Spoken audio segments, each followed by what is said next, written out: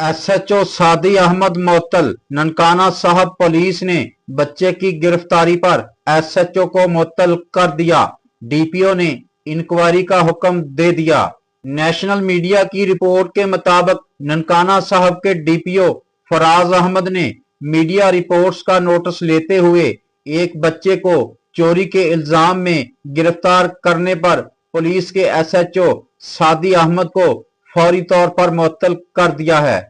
मालूमात के मुताबिक एसएचओ सादी अहमद ने अली हमजा नामी बच्चे को एक घर से 40,000 रुपए चोरी के इल्जाम में गिरफ्तार किया था। बच्चे को थाने में बंद रखा गया था, जिसके बाद अदालत के हुक्म पर रहा किया गया।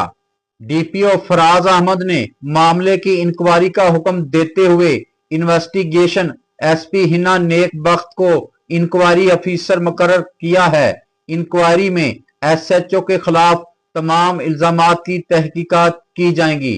ये कार्रवाई डिप्टी कमिश्नर ननकाना साहब के दफ्तर की जानब से भी नोटिस में लिए जाने के बाद अमल में आई है।